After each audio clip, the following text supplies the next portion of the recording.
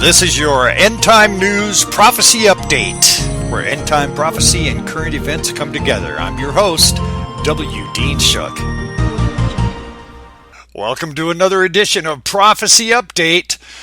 I'm going to do something a little different here today. I'm going to set aside the regular news headlines and spend this time with a personal commentary. A commentary about the silence about what's going on in Syria and the Middle East.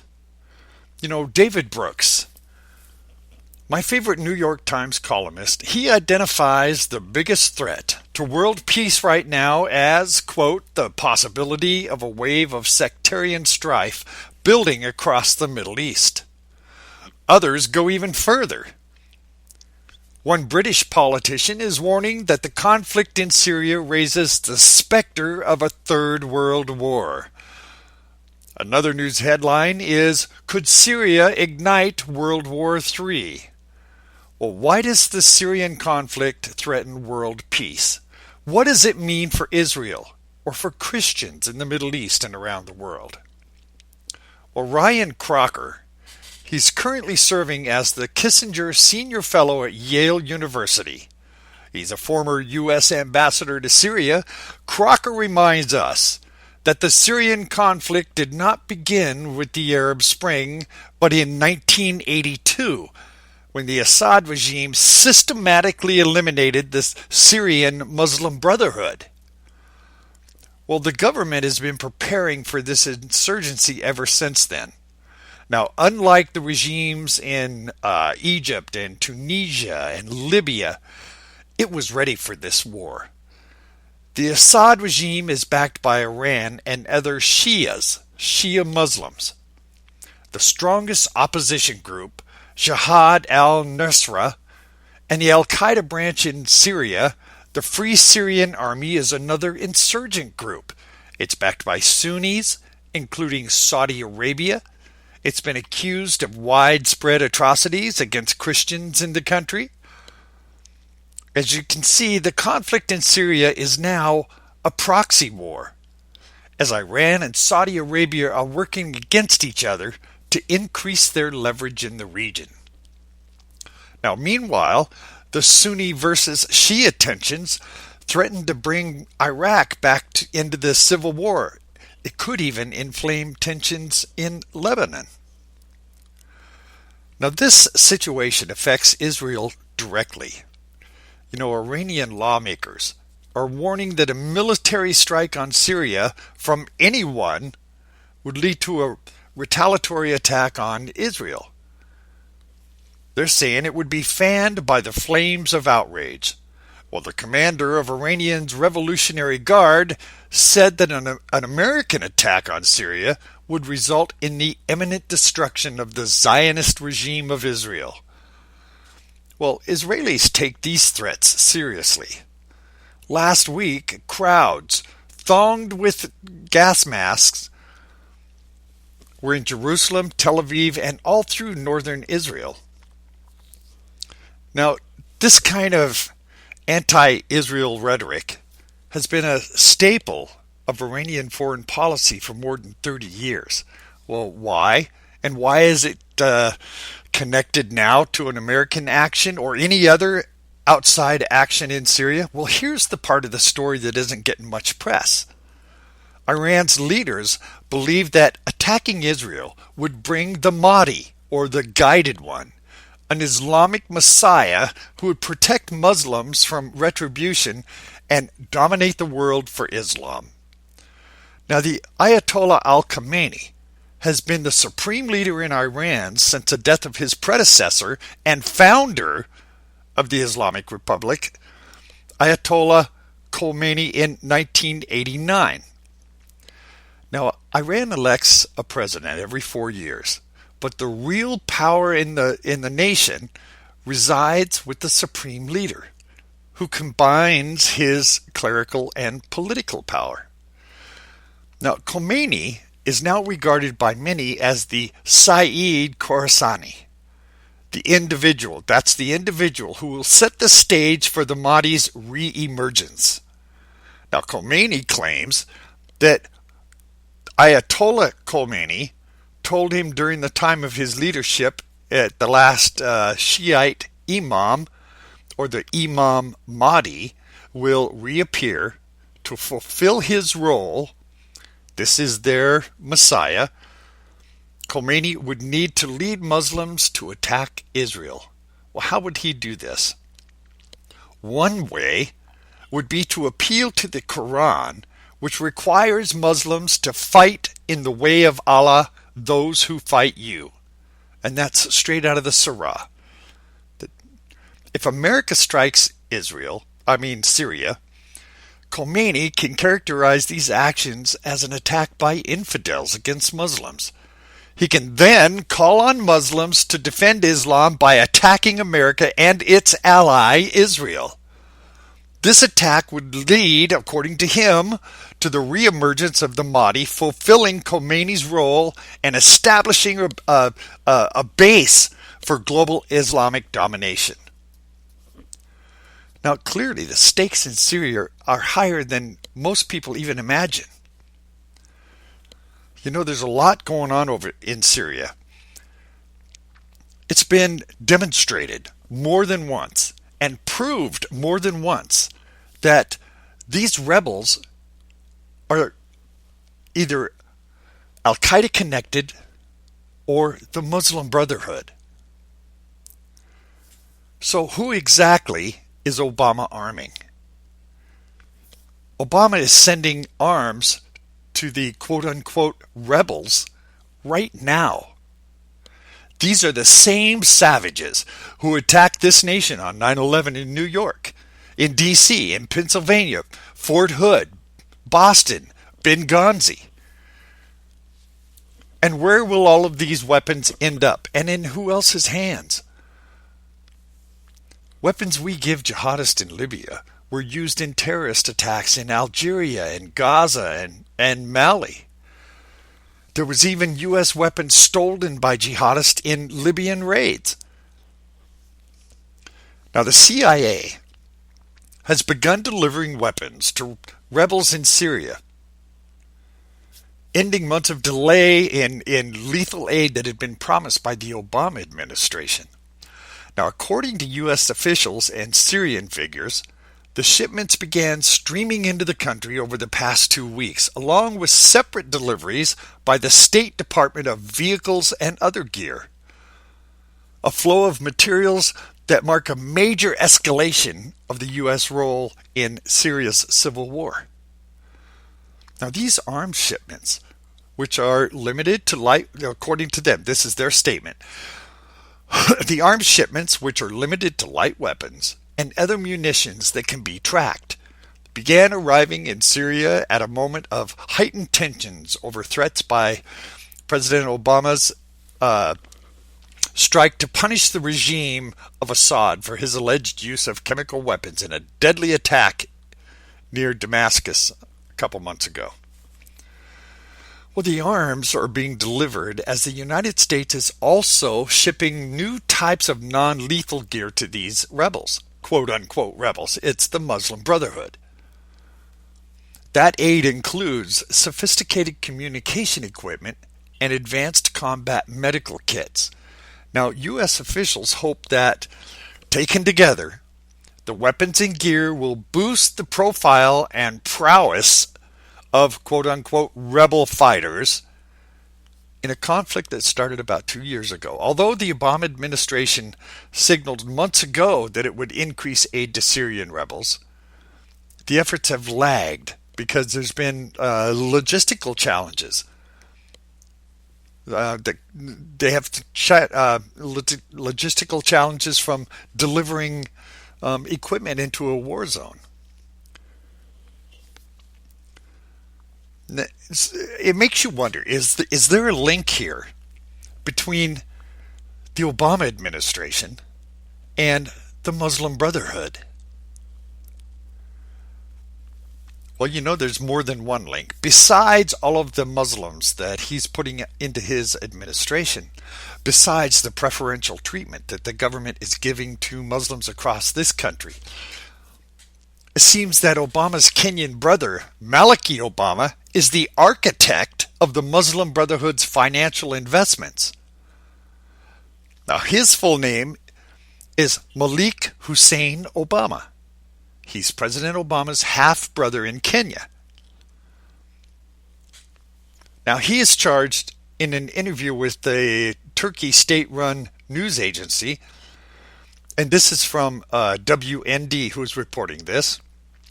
It was a WND senior staff reporter, Jerome R. Corsi, had engaged in a smear attack against him for publishing statements that the Egyptian government is accusing him of managing funds of the Muslim Brotherhood in Egypt.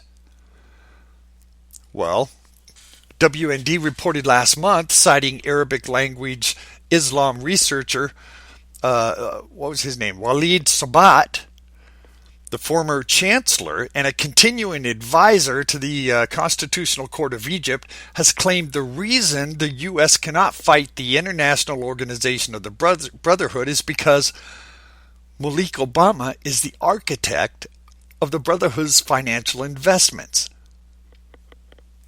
This was also reported on Egypt's Al Jazeera. This is not just somebody saying something. They're reporting this on Egypt's Al Jazeera. They're reporting it in their newspapers, along with some other very interesting headlines that I'm going to tell you about here in just a minute. But, Malik Obama told the news agency, "I heard these allegations that are traded over the internet, which is nothing more than pure nonsense." He proceeded to attack Corsi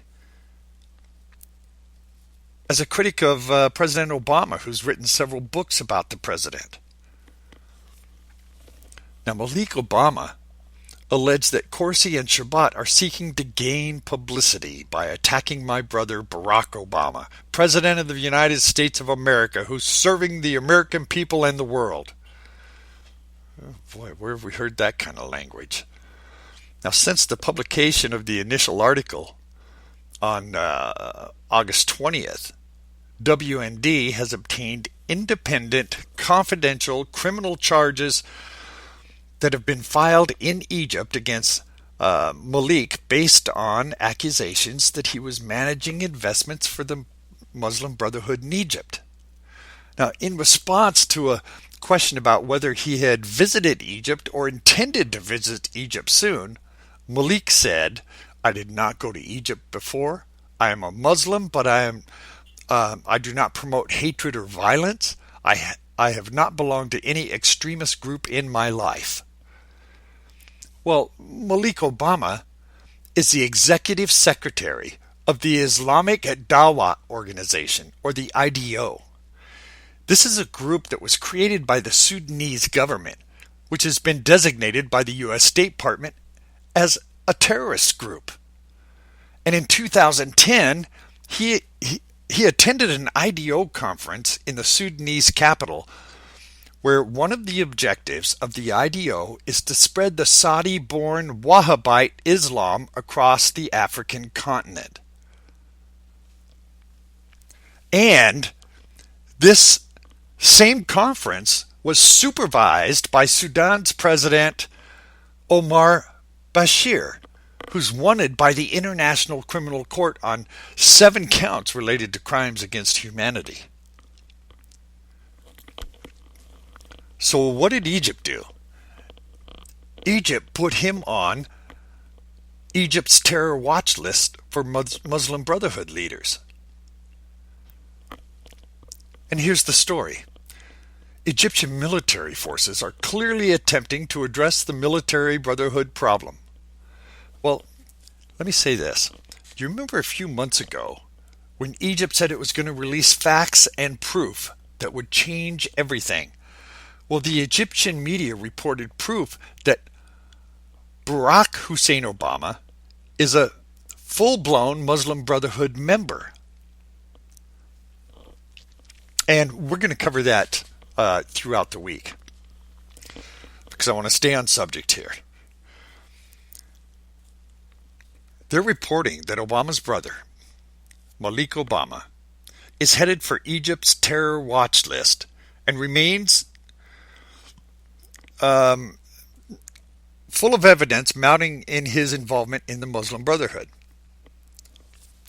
Now, do you remember the same IRS that stalled on processing paperwork for conservative groups suddenly, out of nowhere, by surprise, gave preferential treatment to Malik Obama's charity, which is linked to a genocidal regime? Here's what Sabbat.com reported. Several prominent Egyptian sources are reporting that Malik Obama, half-brother to President Barack Obama, is quickly becoming a person of interest in the country because of his role with the Islamic Dawah organization based in bordering Sudan, the larger Muslim Brotherhood umbrella group. Complaints have been filed with Egypt's prosecutor general to call for Malik to be put on Egypt's terror watch list and brought in for questioning about his role in financing terrorism. Now, it just so happens I have a direct quote, which is, of course, a translation, from Yaum 7. These are the charges that the Egyptian government is bringing against Malik Obama, Barack Obama's half-brother. Complaint number 1761 for the year of 2013 reported to the Attorney General asked the Egyptian High Court to consider the suspicious activity of a group called the Islamic Dawah Organization, which is owned and managed by Malik Obama. This is now being investigated by international bodies, and the attached evidence proves beyond a reasonable doubt that a close link exists between Malik Obama and some of the most notorious characters already wanted for their involvement in terrorism, as is consistent with the pictures and reports attached. The complaint also asked the court to bring in Malik Obama, a resident of the United States, to be questioned in regard to the terror groups in Egypt which, by inciting and participating with or in any form of support that's punishable by law.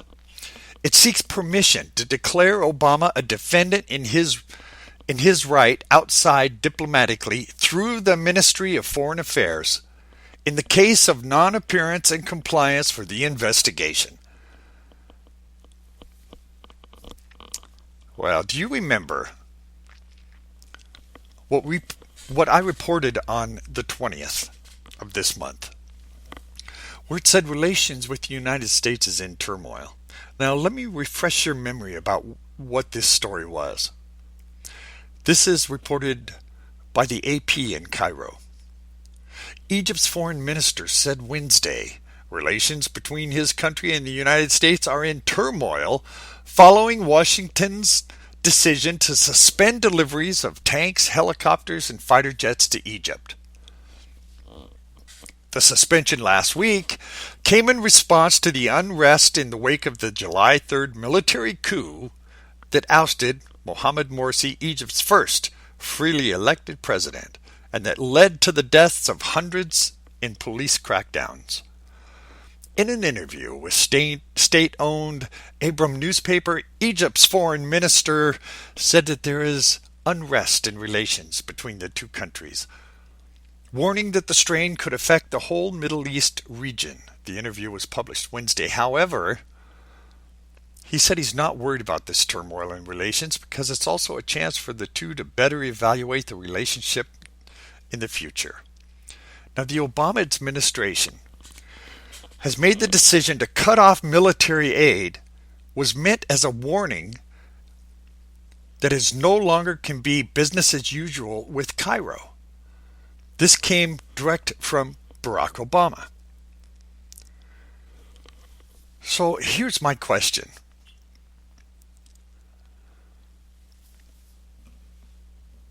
The Muslim Brotherhood in Egypt is out. The Obama administration is angry. He stops the armament shipments to Egypt. Now, do you remember the Arab Spring in Libya when Obama supported the rebels there? What happened? Secretary of State Hillary Clinton and Obama sent a gay diplomat to Libya where he was kidnapped and killed, and the cries for help were ignored by the administration, and forces waiting to help were told to stand down. Is this why this could very well be this coming war of Gog and Magog? Is this maybe why, if and when this war starts, Israel will find no help from the West? Does this explain why the Obama administration has preferential treatment toward Muslims and what seems to be a hatred for Christians and Israel? We're going to follow up on future shows throughout the week. I'm W. Dean Shook with today's commentary on the Middle East.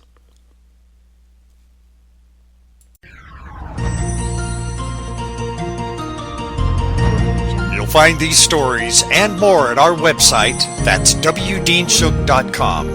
That's wdeanshook.com.